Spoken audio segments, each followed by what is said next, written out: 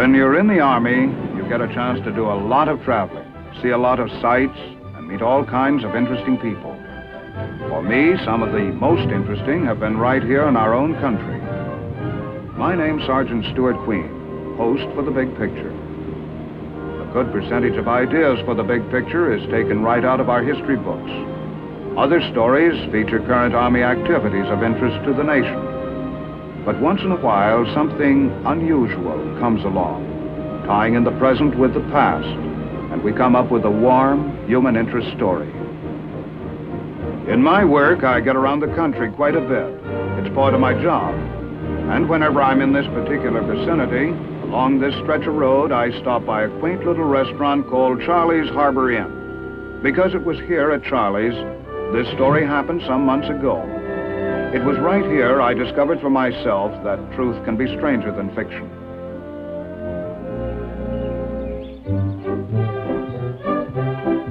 It was the kind of incident you read about in a novel or see in a grade B movie. But if anyone told you it was a true story, well, nobody'd believe it in 1,000 years, and I wouldn't blame them. But this story really did happen, I know, because I was there when it did, and I saw it all.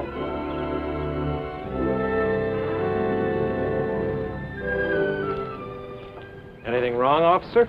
This your car? Yeah, why? That's why. So help me, officer. I didn't even know it was there.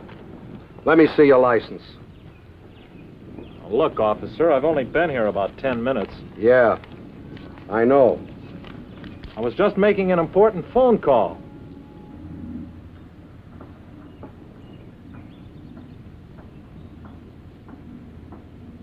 Don't I know you from somewhere? Now, look here, officer. I'm an honest, law-abiding citizen. I've never been in trouble with the police or anybody else. Why, I never even... Hey, okay, forget it. You ever been in the service? Yeah, but what's that got to do with it? Never mind that. Just answer the question. When did you serve? World War II, in the Army. Where? What part of the world? The Pacific. Say, what is this, an Inquisition? Take it easy, buddy. Take it easy. Where in the Pacific? Well, I started in Australia. Then New Guinea, New Britain, the Admiralties, and let's see, the Philippines. The Philippines? Where in the Philippines? Well, mostly Leyte and Luzon. Aha, Luzon.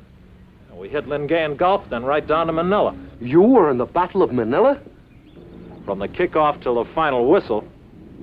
Santo Tomas. Mean anything to you? I rode the back of the first tank in. I thought I recognized you. Me? From where? From Santo Tomas. You see, I was one of the civilian prisoners there on Manila that you and your outfit liberated. No kidding. Yeah. Well, if this ain't the... Look, you got a minute? Sure. Let me buy you a cup of coffee? Yeah, sure. Look, whoever thought that... Nobody'd ever believe it, I know that. After all these years... Here was a veteran of World War II, and here was a man he helped liberate. Both meeting for the first time since that historic Battle of Manila in 1945. Peg, will you get us a couple of cups of coffee? 2 cups of coffee? As I said before, a true story, stranger than fiction, taking place right before my eyes. Man, you've added a few pounds here and there. Food's better over here, and the wife's a good cook. Say, don't I remember your wife at Santo Tomas? Kind of frail? That's right.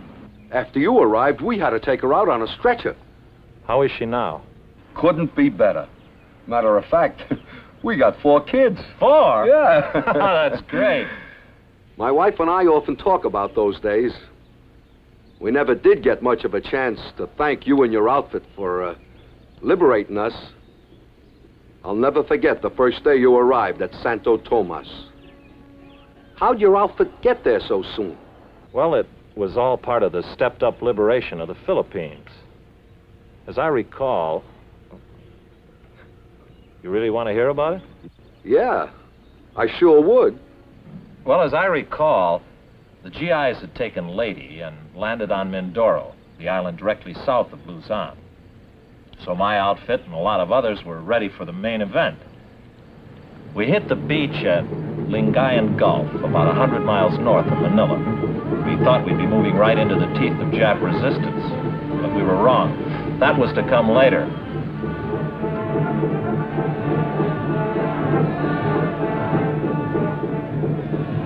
We pushed on down the valley toward Manila, cleaning out little pockets of resistance where we found them.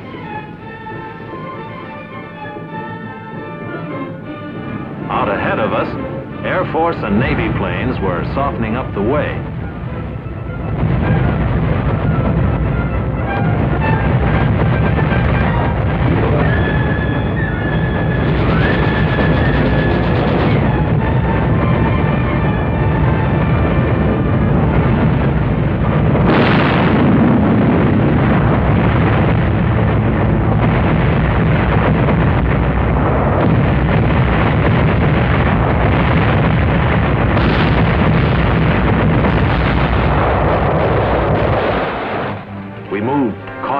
Forward, wondering what had happened to the enemy.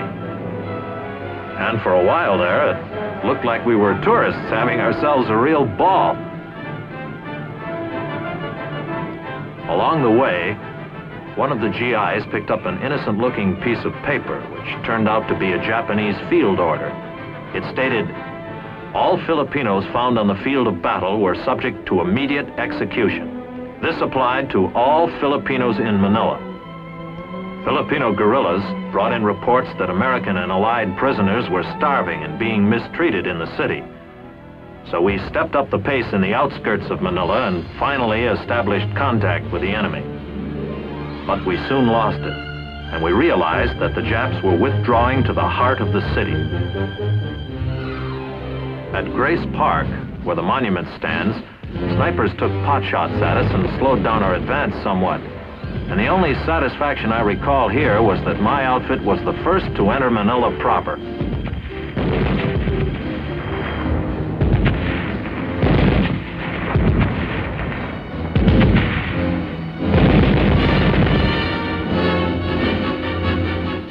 A fierce battle suddenly developed in, of all places, Rizal Stadium, Manila's baseball park. The enemy had dug himself in under the stands, and we slugged it out with him with no cover.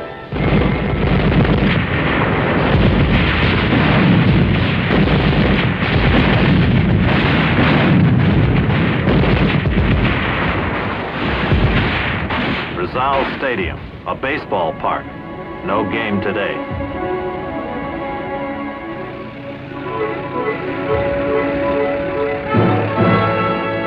Then we raced into the University of Santo Tomas and liberated, along with you, hundreds of American and Allied internees. It had been 3 years since this pathetic group of prisoners had seen a free American or a square meal. Everyone in Santo Tomas was fortunate that there had been U.S. Army and Navy nurses who had been captured on Corregidor to care for you during those dark years. After we arrived, wires were sent home by the internees, and many replies came back in a few hours, affecting some noticeably.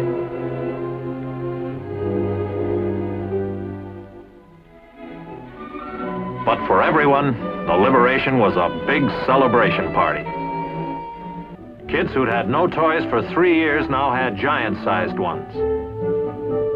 And all of us were discussing how wonderful it was that the nightmare was over, at last.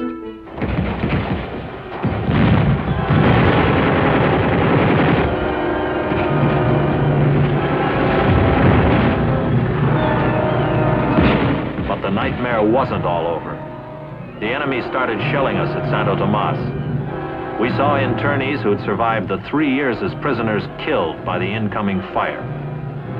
I'll never forget how the shelling of this non-military target continued for several days while we evacuated the seriously ill and injured. Finally, the shelling of Santo Tomas let up. The Japs needed their artillery fire more urgently elsewhere. Then the internees were evacuated to the States, most of them by plane. But I guess you'd remember more about that evacuation than I would. I'll never forget it. If you'd been a few more days rescuing us, I don't think my wife could have held out. But she made it okay, thanks to you and your buddies. That's the way the ball bounces. You never know when you can help the next guy. Yeah. I remember when I left Luzon, the battle in Manila seemed to be getting worse. Yeah, it sure was. What with the excitement of going back to the States after being a prisoner for 3 years, I never did get the dope straight on how the final stages of the battle went. It's all kind of fuzzy in my mind. All I know is we won, but it was quite a scrap, wasn't it? It was rough. Yeah, I know. How'd you make out after I left?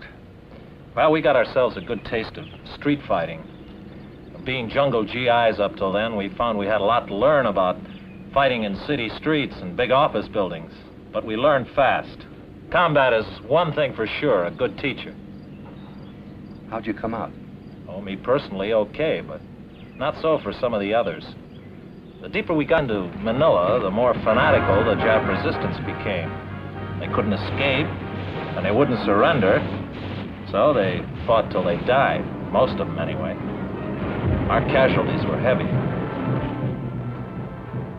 And the more we moved into the heart of the city, the more the enemy took advantage of the huge government buildings for defensive positions.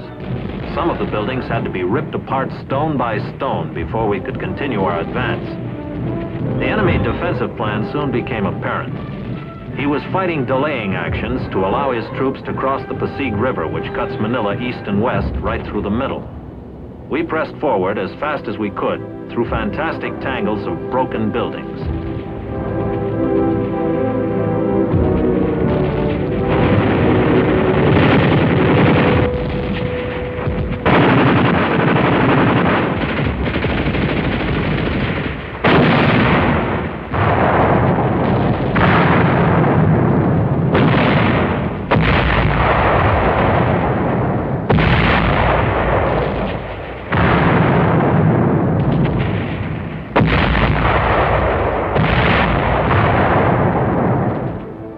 Each Jap unit crossed the Pasig River, a bridge was destroyed, leaving one less for us when we reached the river. Our troops found out the hard way just about all there is to know about street-to-street, building-to-building combat. And the more we learned, the faster we moved, denying the enemy the advantage of a leisurely withdrawal. Those Japs who couldn't pull back dug in and fought till they died. Many Filipinos braved frontline fire, handing out cigars or candy to show their gratitude to us.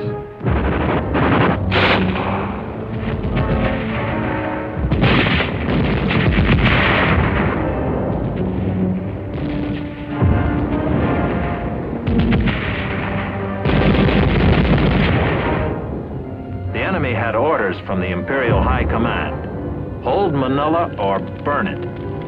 The torch was put to those parts of Manila the Japs could no longer hold.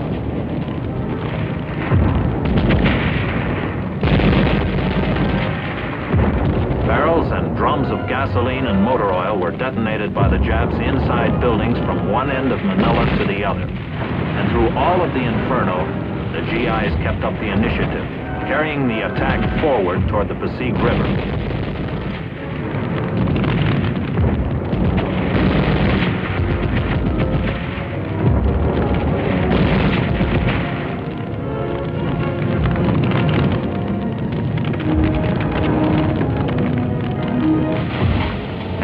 Firefighting equipment which had survived the street fighting was used, but it was hardly worth the effort.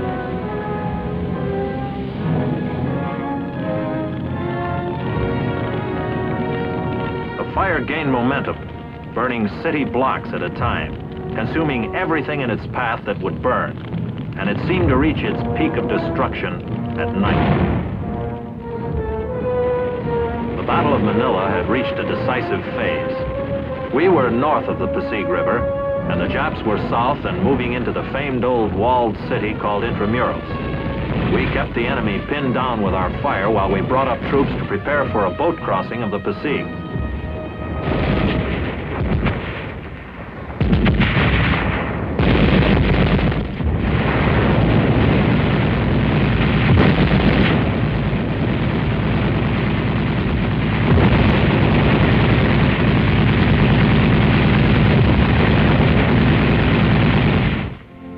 Several binoculars, we saw General MacArthur supervising the direction of battle.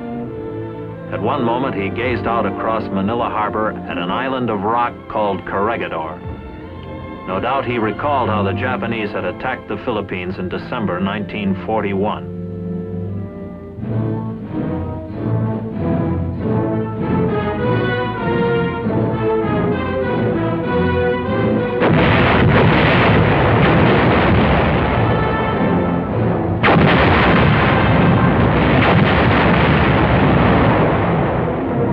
And then in May 1942, the enemy swarmed over Corregidor. No doubt, too, the general had many times pondered the fate of his troops who were outnumbered, out of ammunition, food, and medical supplies, and thus compelled to surrender. The tide of hope had reached its lowest ebb for Americans when General Jonathan Wainwright sat at the surrender table, and the American flag was lowered on Corregidor.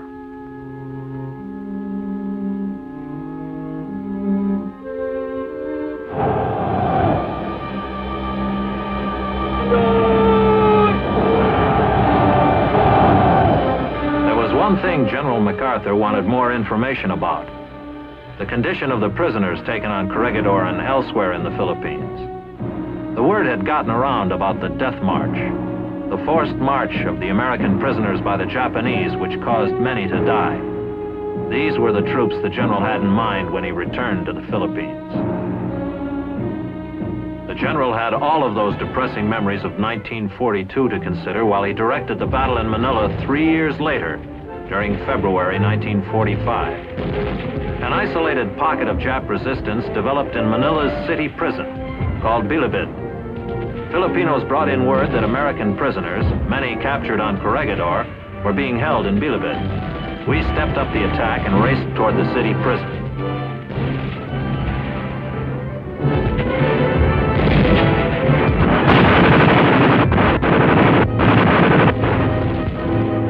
Inside Bilibid, we wiped out the Japs and found the GI prisoners starved, abused, old beyond their years, but possessing an undaunted spirit.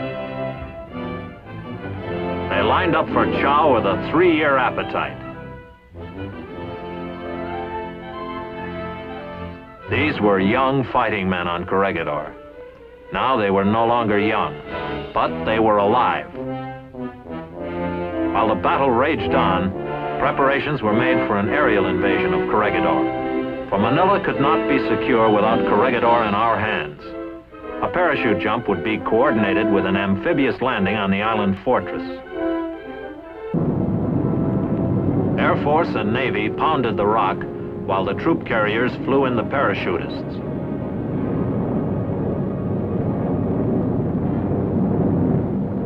And when the drop zone on Corregidor was lined up, there was nothing left to do but jump.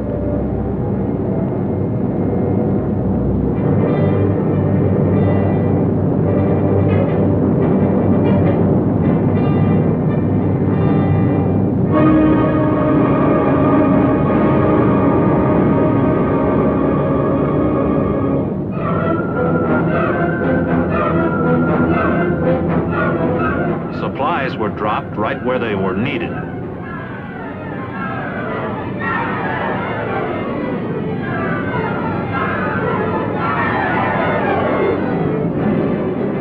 While the parachutists seized their objectives on top of the island, an amphibious task force hit the beaches.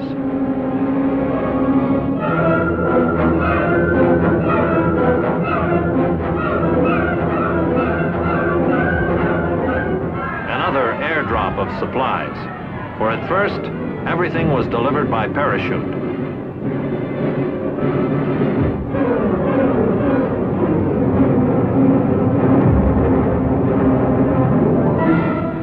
Although Corregidor was lightly defended, every Jap there fought a fanatical battle.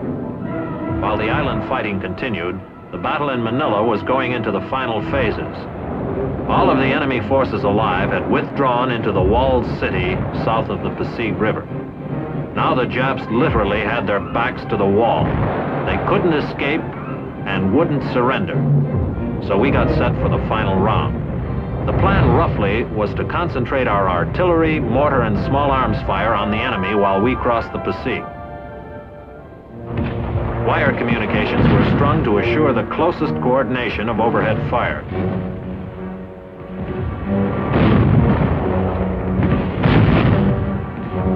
Finally, when everything was all set, the order was given to commence firing.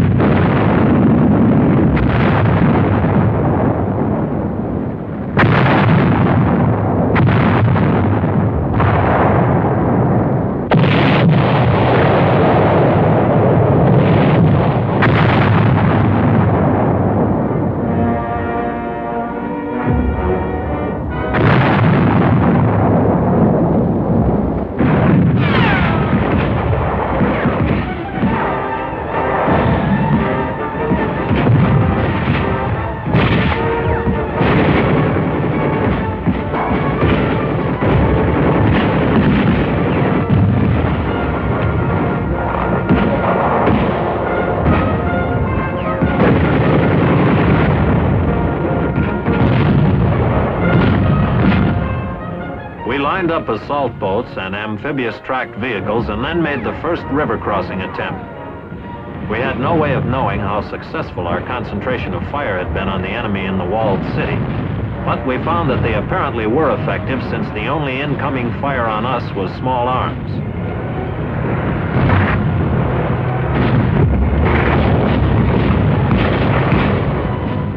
Soon we were pouring across the river, getting established on the south side and moving toward the closest wall of the walled city.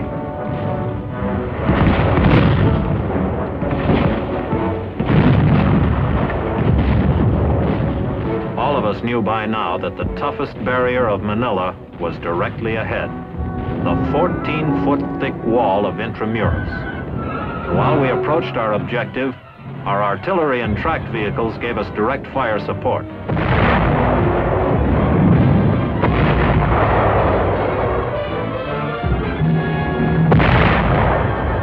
Between the river and the walled city was an open park area. And as we moved over it, we realized that this was the first open spot we had crossed since the Battle of Manila had begun.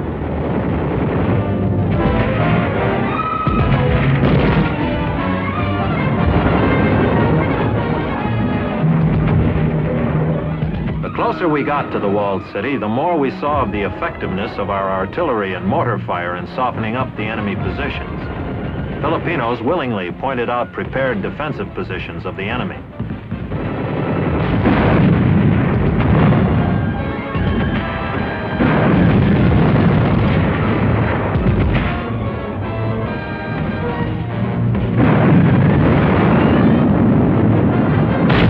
Finally, we reached the outside wall.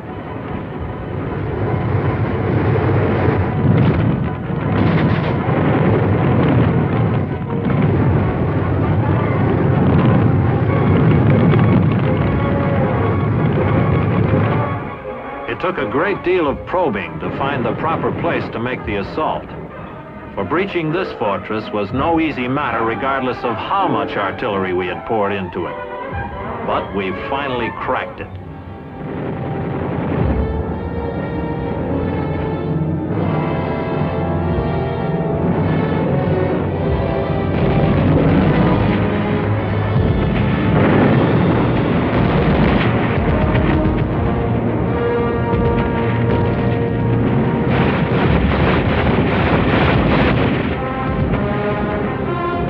Once inside Intramuros, the city within the walls, the battle was suddenly over.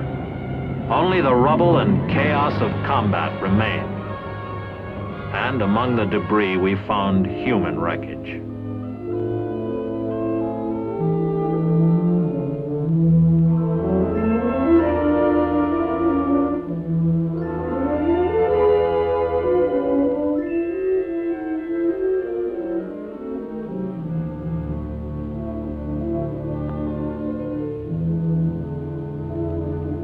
Many of the Filipinos who had lived in Intramuros were dead.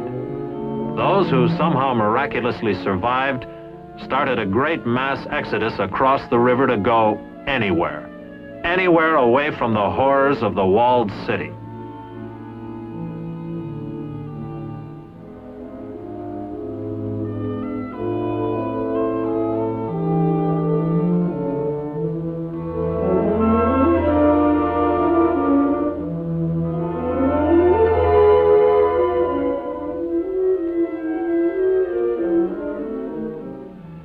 Although the fighting in Manila was over, there still was one more military action to be taken. A general had said he would return. He had. Now, with a flag-raising ceremony on Corregidor, the Battle of Manila was officially over.